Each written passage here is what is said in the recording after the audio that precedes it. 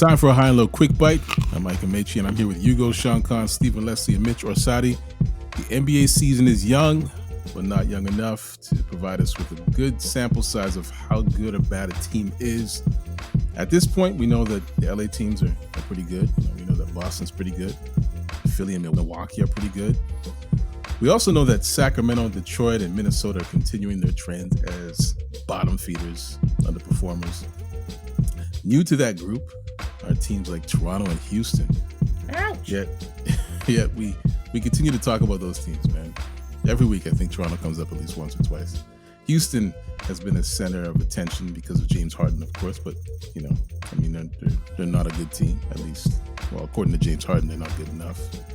The Raptors have fallen off a cliff, and yet they still come up in conversation. I get it. We have to be loyal to our favorite teams, but why do we talk about bad teams when there are a plethora of good teams to talk about and to celebrate?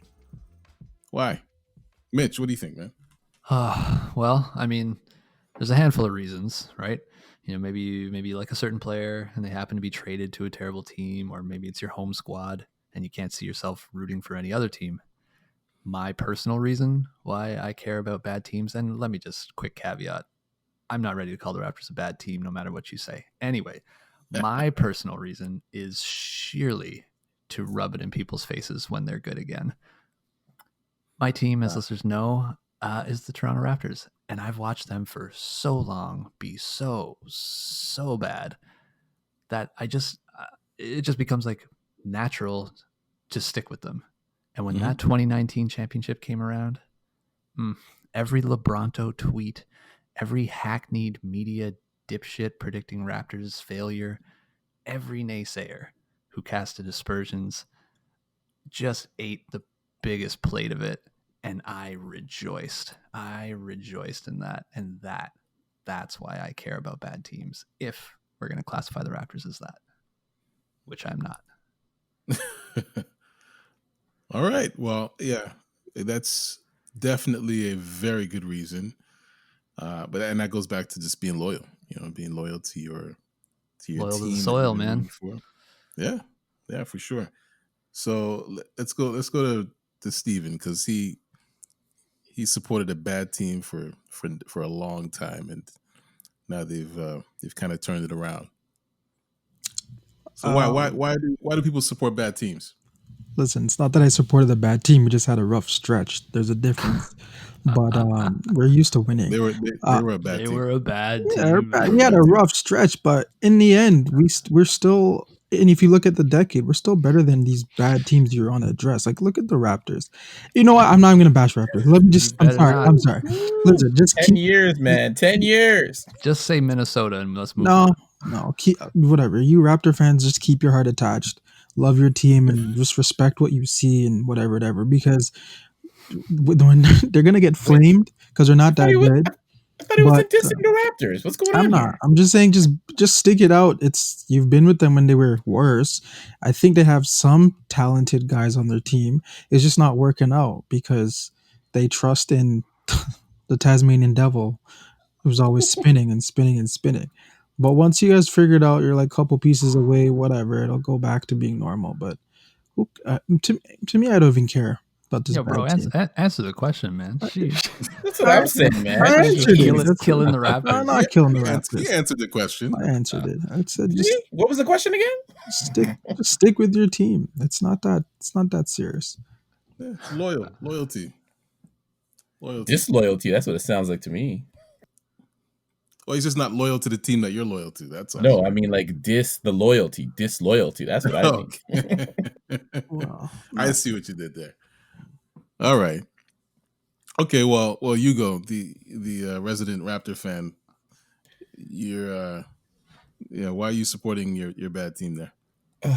Mitch was very eloquent in his soliloquy there about, you support, you go through the good times, the bad times, and when you get the championship, you reap the rewards of rubbing it in everybody's face. So, following that mantra. I believe, there's still a lot of human nature. Sometimes you just can't take your eyes off a car wreck. Sometimes you got a rubberneck and just wonder, as much as you want it to get better, Yeah. you're kind of fascinated that it could actually get worse, right? Like, like I mean, the Raptors. I mean, I don't want to go through the history, but there's been some really head scratching, neck turning train wrecks with this franchise, and God bless them. We finally got Masai and things started to change, but people still said we wouldn't win. And then when we won, you get to rub it in their face. But some of these other teams, like, honestly, I don't know how you're a Minnesota fan. Like, I struggle with that, like, and if you say you're a long-standing Minnesota fan, I mean, you might need some professional help. like you're borderline QAnon and all those guys kind of help, and Wow. You it's just said that Minnesota Timberwolves fans are QAnon. listen, Oh, that's rough. Listen, they're a rough franchise. Like, when was the last time they were happy? You know what I mean? Like, Man. come on. Yeah, Them in New York. Even maybe when they Brooklyn. drafted Flynn and Rubio back to back ahead of Steph Curry. Last time Who they are had those any. guys? One's playing Australia. Last I heard. Who are those guys? I don't know who you're talking about. So yeah, I mean, just sometimes you have that blind faith. You just hope for the best in your team. I would like to pick on some of the other teams that are trashy. So I kind of did that, but it is what it is. It is what it is. Honestly, Brooklyn would be in that if it wasn't for what they've done this season. Because Brooklyn, they really didn't say much, Minnesota was like good for a second when they had Jimmy Butler, right? Yeah. Like when they had Jimmy Butler, they were a top 4 team in the East for like a second, and then he got injured, and then West. West in the West. Sorry, and they dropped and they lost in the first round. But so hold on, that's a mirage, right? That's a mirage. Jimmy Butler was good. I know. Not the Minnesota Timberwolves. Jimmy Butler was good. And I don't think they were happy. Exactly. But his exit was so epic there too. He went to practice, called out the whole team, took a bunch of scrubs, and beat the starters by himself. Exactly. And what the worst part of that whole thing was? It wasn't even like the guys that he beat sat there and were like, "Oh well, we're gonna prove him wrong." They were just kind of like, Wiggins and Cat were all like, "Well, it is what it is." I don't want to really talk about it. And I'm sitting here like, this guy publicly made you guys internet fodder, and you did nothing to change the narrative afterwards. Like, come on, your squad is trash, man. The whole place is trash. Just blow it up. I don't know how they're still in the league. I do not know. I don't agree with that because they had Cat, right? Like, they've been trying. So That's trying. Well, listen. At least they can get a top player to stay with their team long term. When's the last time they got a championship? How many championships do they have? Okay, but not everyone can get a championship, and they have to wait and build around that. But they drafted When's the last time they had a championship, though? They've been trying a while. When's the last time? Oh my God. Okay, I'm sorry. See, because Raptors got their championship 2 years ago. They have a better record. Listen, see what I'm saying? They have a better record than the Raptors right now. Right now, yes. Yay! Look in the mirror. Big accomplishment. Look in the mirror before you say that. They aren't there begging for Giannis to come 2 years for 2 years before he's able to come, and he didn't. Right? They're trying. You were on this podcast saying Giannis was coming to LA. No, hold on. You can throw whatever daggers. You can't compare. You can't compare Minnesota to Toronto. Come on. The only thing that they have in common is snow. That's it. Minnesota is trash. Okay, let's not go there. I agree with you. Yes, they're bad, but your points I don't agree with because they can get guys to.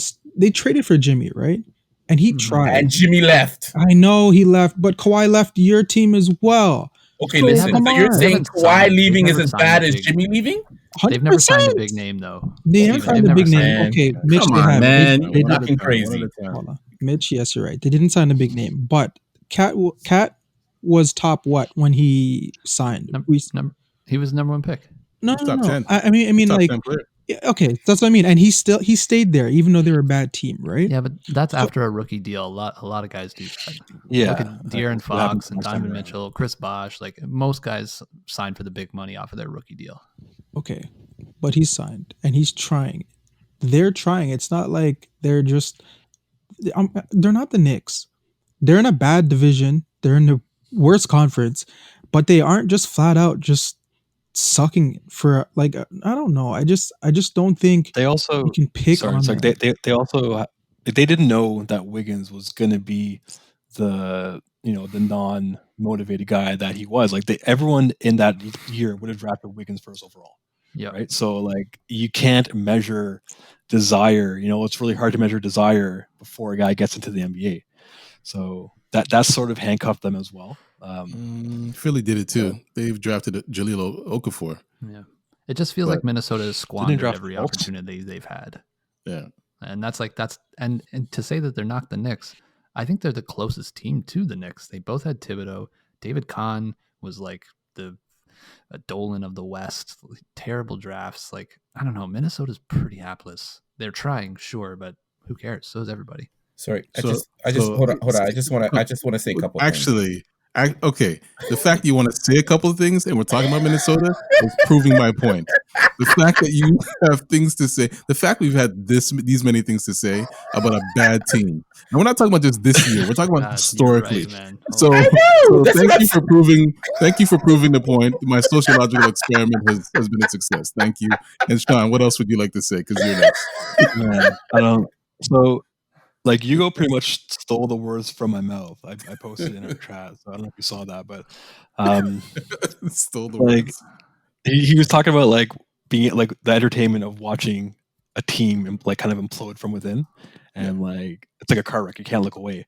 I guess for the sake of discussion, let's call bad teams that aren't contenders. So why do we watch teams that are not contenders? I think one team that is intriguing to watch, and I'm actually watching them right now because they're playing the Raptors, is Charlotte. They're getting a lot of attention, but they're not a contender. So it's a team that I don't mind watching. The Pelicans are another one. Dallas is kind of another one too. I wouldn't call them a contender, but they have Luka, so highly entertaining to watch. You never know what teams or players are going to take that next step. So keeping an eye on teams with young talent that have some depth, I think it's important if you don't want to be labeled a casual. And yeah, like Hugo said, like a team like Houston and or a team like Houston that's imploding from within currently, or just imploded. They're entertaining to watch because they were on top for such a long time, and when they come crashing down to earth, it's like you just can't look away. Yeah. The Clippers were similar last year, I guess, and maybe the Nets are the new implosion. We'll get to that later, but I see exactly what you're saying, and not bringing this up because I want to cast aspersions on any franchise or anyone who supports a franchise that may be quote unquote bad or not a contender. But, I think we've all had that fascination with teams that are historically bad. You just look at the NFL. I think there's as much of a fascination with the teams that go 16-0 than there are with the teams that go 0-16, right? That is so true. We always focus on, oh my goodness, are they going to win a game or are they going to lose a game? You know what I mean? And I think it's just this weird, strange fascination. And on the other side of it, I think there are bad teams out there that have really good players. They just may be stuck in a bad situation. And, we live in an era where there are fans that follow players as opposed to following teams. So we talked about Minnesota, not to pick on Minnesota, but maybe there are fans out there that might have been following Karl Anthony Towns since college or high school or whatever it may be. So they're still watching Minnesota games, even though the team does what it does, but they'll probably watch the team just because they like watching Karl Anthony Towns. But I don't know. It's just a weird phenomenon. And I just wanted to, get your 2 cents on that. But Train wreck. Can't look away. Exactly. All right. And that has been another high and low quick bite. So look for new quick bites every week on this YouTube channel, along with other bonus content you won't find on the official weekly podcast. Like, comment, and subscribe. And thanks for listening. We'll see you next week.